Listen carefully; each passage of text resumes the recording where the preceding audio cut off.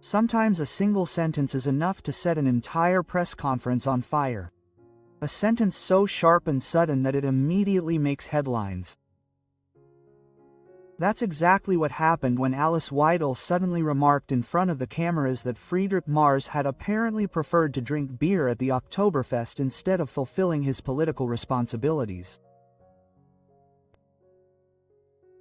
Within seconds, an inconspicuous appointment turned into an appearance that went viral and demanded a reaction from Merz that was so embarrassing that even his closest advisors threw up their hands in despair.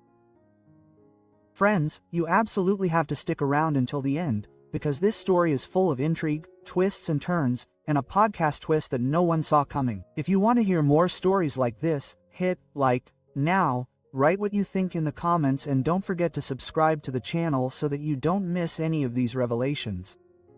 The press conference was originally planned as a routine event.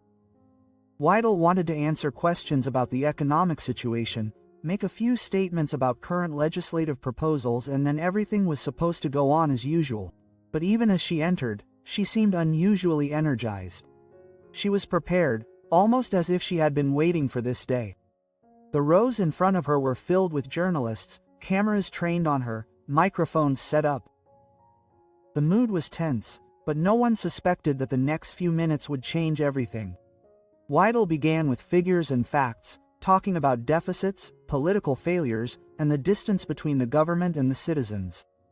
It was the kind of speech she often gave, precise, critical, but nothing that surprised the press. But then she suddenly put the documents aside, folded her arms, and looked into the camera with mock seriousness. While we are here, she began to discuss the concerns of the citizens. I ask myself, where is Friedrich Merz? Where is the self-proclaimed opposition leader when it comes to showing responsibility?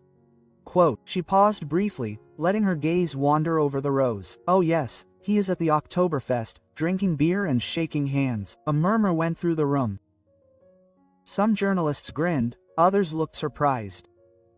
Cameras zoomed in to capture every detail of her facial expressions. Weidel followed suit.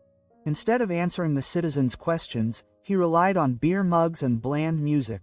Perhaps he believes that politics is made between white sausages and beer benches. But I tell you, anyone who only shines in the beer tent loses sight of reality. The journalists began to murmur. The first hand shot up. Are you serious? Are you supposed to attack Mr. Merz personally? Do you have any proof that he was there today? Weidel simply nodded. Oh, I'm serious. And the proof? She smiled thinly. It has long since been on social media. The pictures of Mr. Merz, posing laughing with a beer mug while the citizens' questions remain unanswered inside. A murmur, then frantic typing. Journalists immediately reached for their cell phones, searching for the pictures, and sure enough, photos of March arm in arm with guests, beer mugs raised high, were circulating on Twitter and Instagram. Within seconds, the room filled with an electric buzz. A reporter asked Ms. Weidel, "Are you saying that Mr. Merz has neglected his duties?" "I say," Weidel replied sharply, "that he has his priorities wrong. People outside are struggling with rising prices and uncertainty, and he's celebrating at the Oktoberfest. That's the reality." The cameras were focused on it, the headlines were practically written already. Meanwhile, just a few kilometers away, Merz was actually sitting in the festival tent. When his cell phone vibrated, he was in the middle of toasting with an entrepreneur. A consultant whispered in his ear, showed him an article that had just gone online. Weidel mocks Merz for Oktoberfest appearance. Merz's face froze. He blinked, read the headline again, then the first comments below it. Within minutes, the video of Weidel's press conference in Metz went viral. Clips, memes, biting comments. He felt the blood rush to his face. "We have to react immediately," he shouted, jumped up and left the mass row standing there. His companions looked perplexed. "But how?" One asked. "If you now admit that you are here, it will only confirm her accusations." Merz clenched his fists. "I will not let this go. She wants to make a fool of me. Then she should see how to let an attack fall flat on her face." He reached for his cell phone and dialed the number of his press officer. Organize a live statement immediately. And we turn the tables. At the same time, during the press conference, Weidel was inundated with questions. Do you think that this really matters to the citizens? Isn't this more of a personal dig? But she remained composed. It is not about beer or garbage. It is about whether someone understands what responsibility means. Mr. Merz apparently does not understand. The headlines wrote themselves. Bell attacks Mars because of Oktoberfest. Mars shines in the beer tent instead of in the Bundestag politics or party, and while the internet was flooded, Mars made his first mistake.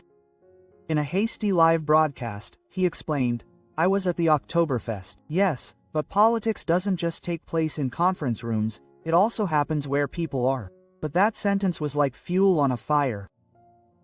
Weidel seized on it immediately. "Ah yes," she said in a follow-up interview. "Then please explain how many worries you solved while you were lifting beer mugs." The laughs were on her side. And Mars, he didn't have an answer that didn't sound embarrassing. Dear viewers, this is exactly where the intrigue begins. Because what started out as a small spot at a press conference unfolded over the next few days into a chain of revelations, misunderstandings and tactical moves that put Mars ever deeper on the defensive. And believe me, at the end of this story there is a twist that no one would have expected. If you're already hooked on this story, click like, and write in the comments whether you think a politician at the Oktoberfest really shows responsibility or whether this is just an escape from reality. And don't forget to subscribe to the channel so you don't miss a second of the sequel. The next morning began for Friedrich Mars with a hangover not from the beer, but from the flood of headlines. He had barely touched his breakfast when the Bild newspaper was already in front of him. Weidel mocks Mars, saying Oktoberfest is more important than citizens. Video clips of his explanation that politics also takes place in the Wiersel were trending on all news sites. But instead of understanding, there was malice. Memes showed him with a beer mug and a dirndl accompanied by witty commentary. His press spokesman, a nervous man with horn-rimmed glasses, rushed into the office. "Mr. Merz, this is worse than we thought." Every clip of Weidel's press conference goes viral. Even international media outlets pick it up. Mars slammed the newspaper. "Then we have to react. Offensive instead of defensive." "But how?" asked the spokesman. "You can't just deny that. You were there. There are pictures, video." Merz's brow furrowed. "We're turning the tables, because Weidel thinks she can make a fool of me with beer and brass music, so I'll show that she's lost touch with the people." That same day, his team organized a press conference. Merz stepped in front of the cameras, this time without a beer mug, but with a determined look. "Yes, I was at the Oktoberfest. And do you know why? Because politics doesn't just happen in glasses, towers, and conference rooms, but where the people are. I spoke to craftsmen, to students, to families. I listened. Ms. Weidel may find that ridiculous." I sounded very confident. But no sooner had the words been spoken than a reporter spoke up. "Mr. Mars, there are videos that show that you spent most of the evening in the VIP area. There you toasted more with lobbyists than with the people." Quote, "How do you explain that?" Silence. Cameras zoomed in on his face. Merz's lips pursed. "That's a distortion. I certainly had many conversations outside, but the doubts were evident." Minutes later, clips from the VIP tent were circulating, showing Mars laughing with entrepreneurs, posing for photos, while waiters behind him carried tablets full of champagne glasses. The internet had its own truth, and it was merciless. Weidel seized her chance. That same evening, she appeared on a talk show. "Look," she said with her typically cool smile. "Mr. Merz claims to have been with the citizens, but the pictures show that he was with the lobbyists. He is drinking weak beer with the elite, while people outside are despairing about rising prices. That is the reality." The audience applauded the moderator and nodded in agreement. Weidel had turned the tables once again, and Mars had tried to regain the power of interpretation, but had failed. But that was not the end of the intrigue. 2 days later, new photos surfaced, this time not from the Oktoberfest, but from a reception where Mars and several board members of major corporations sat together laughing. Someone had posted the pictures with the commentary from the beer tent directly to the lobby table online. Merz's team was stunned. "This is a campaign," his spokesman shouted. Someone was deliberately playing through material to make her look ridiculous. Mars clenched her fists and Weidel profited from it. She was the first to bring up the Oktoberfest. She knew there was more to come. But behind the scenes, Weidel suspected that she too was just part of the game. As she got into her car after her talk show, her cell phone vibrated. An anonymous message. "Get lost, stay on track. He'll keep stumbling." She stared at the screen. Who was this sender? A whistleblower? A party friend from behind the scenes, or someone who just wanted to cause chaos? The next morning, Mars was forced to take a stand again. This time he tried to be humorous. "If it were up to Ms. Weidel, I probably shouldn't go out at all anymore. But I say that a politician who doesn't go to a folk festival every now and then loses touch with the country." But instead of having the desired effect, the punchline was not well received. Social media picked up on the sentence and suddenly the hashtag John Volksfest Chancellor was trending. Caricatures showed Mars with a beer mug and handle, while politicians from other parties leisurely commented on the headlines. Weidel, on the other hand, held back. She knew that she only had to do a little more. The momentum was working in her favor. "It's amazing," she said in a short statement, "how a single appearance can say more about priorities than 100 speeches." But then something happened that she herself had not expected.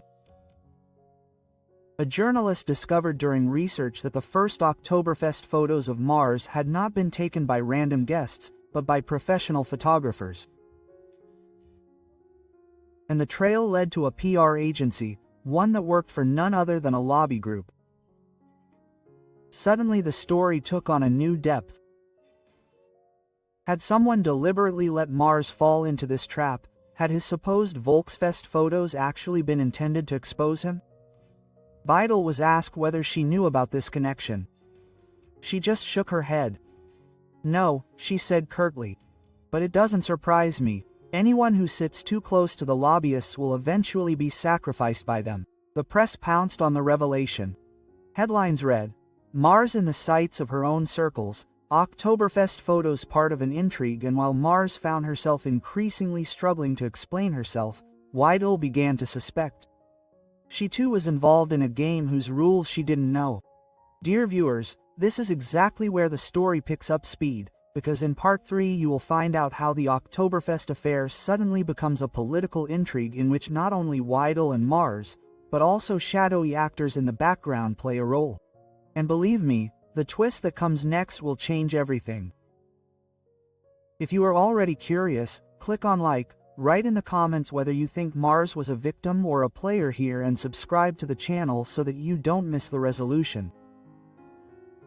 The so-called Oktoberfest affair had developed a momentum of its own in just a few days that no one could control anymore. What began as a spiritual remark by Alice Weidel at a press conference had become a whirlwind that threatened to overwhelm Friedrich Mars. But while the media pounced on every detail, new lines, intrigues, agreements, secret networks were forming in the background, which suddenly became visible. A state of emergency prevailed at CDU headquarters. Dozens of employees were on the phone at the same time, the press office was overloaded, and even party friends began to question Mars behind closed doors. If he can already fail at an Oktoberfest appearance, how can he become chancellor? Was a sentence that journalists picked up. Mars sat in a darkened room with his head in his hands. His inner circle tried to calm him down. Quote, "We'll find out who circulated the pictures," his spokesman promised. It wasn't a spontaneous recording, it was staged. But by whom? Mars asked, his voice hoarse from outside, from inside, or from both. At the same time, everyone else was sitting in her office. A printout of the anonymous message lay in front of her. "Well done. Stay on track. He'll keep stumbling." She couldn't stop thinking about it. Was she just a tool in a larger campaign? Had someone deliberately made sure that she attacked Mars at this very point? An employee knocked on the door. "Alice, we've found something." The agency that distributed the Oktoberfest pictures also worked for a lobby group that maintains contact with Mars, but there's a second lead. The same agency recently anonymously billed a project with a think tank, who has connections to all the major parties. Weidel frowned, which means that it's not just about March, it's about putting everyone on the defensive. That evening, on a talk show, Mars appeared again. This time he wanted to show his sovereignty. Yes, I was at the Oktoberfest, but I won't let myself be used as a pawn in intrigues. Anyone who thinks they can finish me off with a few photos is mistaken. But recently, a journalist from the audience spoke up. Mr. Mars, there is evidence that these photos were circulated by people close to you. Do you agree that you may be the victim of an intrigue from within your own ranks? The room fell silent, the salt-faced party turned to stone. I will not comment on that, he blurted out. But this very silence became a boomerang. The headline in the news the next day read, Mars keeps silent on allegations of intrigue. Quote, Weidel watched the game with mixed feelings. On the one hand, she benefited politically. Her attack had had an effect. On the other hand, she sensed that a trap had been set here, into which both of them had fallen. 2 days later, the next bombshell dropped. A whistleblower anonymously published documents. They proved that the Oktoberfest pictures were part of a targeted PR campaign, not by an opposition party, but by a group within the CDU-CSU itself. A wing that wanted to talk to Mars in order to gain more influence for itself. The revelation hit like lightning. Suddenly it became clear that it wasn't just about wheat beer and brass music. It was about power struggles within the CDU, and Weidel had unconsciously become part of a larger strategy. At a press conference, she was asked directly about it. Ms. Weidel, do you feel exploited? She smiled thinly. If someone thinks they can use me as a pawn, they're changing their minds. I decide for myself what I say. But inside she was agitated. Who had sent her the anonymous message? Had she been deliberately encouraged to attack Mars's Oktoberfest appearance so that the avalanche could start? Mars, on the other hand, was under massive pressure. His opponents in the party demanded more transparency. Some began to speculate openly about a change in leadership. But he refused to back down. If I give in now, he told his confidants, they've won. Then it was all for nothing. The pressure erupted in a historic Bundestag session. Weidel once again seized the opportunity to attack Mars head-on. Mr. Mars, she said in a cutting voice, you have proven that you have neither your party nor your own image under control. How do you expect to lead a country under that? Quote, Merz replied, Schaff, and you, Ms. Weidel, have proven that you are prepared to use any anonymous source to gain a profile, even if you don't know who is really behind it. The room erupted. Interjections, applause, shouts of support, a cauldron of confusion. Then the next plot twist happened. A journalist simultaneously published screenshots on Twitter, emails from the lobbying agency that had been sent to Mars, his entourage, and Weidel's team. Both sides had received the same anonymous information. Both were part of the same trap. The scandal exploded. The media was all over the place with double intrigues against Mars and Weidel. Two opponents, one common enemy.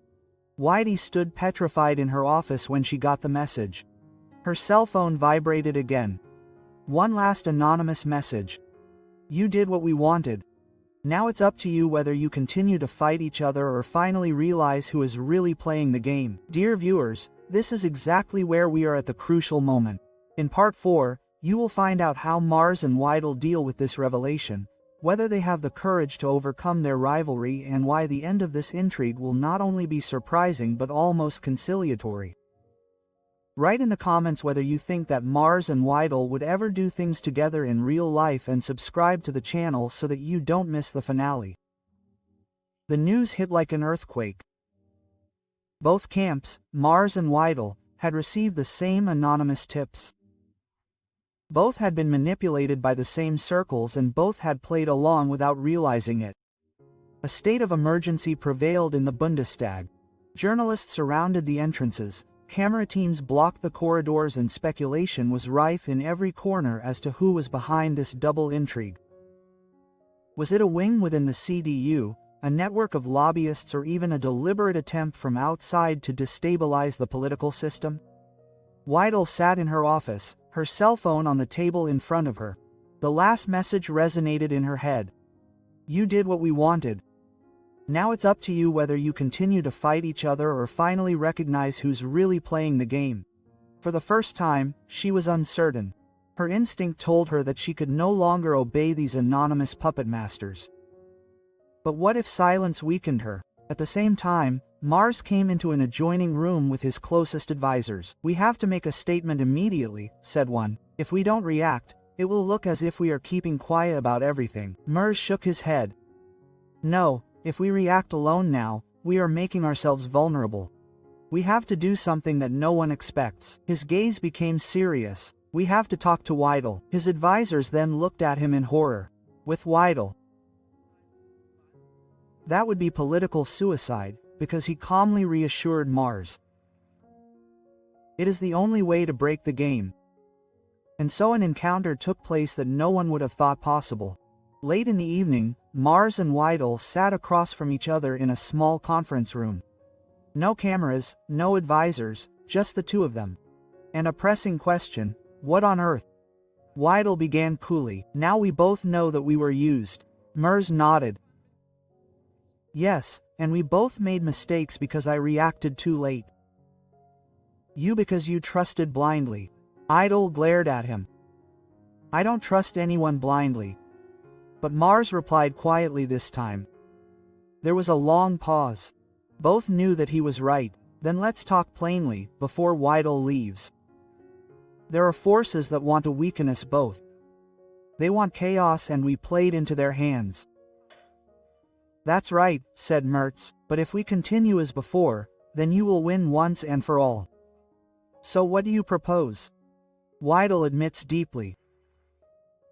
"We make it public that we were both manipulated together. We stand up and say, stop this game. We will no longer accept anonymous sources, no intrigues, no traps." Merz hesitated, and in doing so, we made ourselves vulnerable. We admitted that we were weak. No, like the linguistic weaver. We showed that we are stronger than the game, because we saw through it. It was the moment when two bitter opponents made a decision.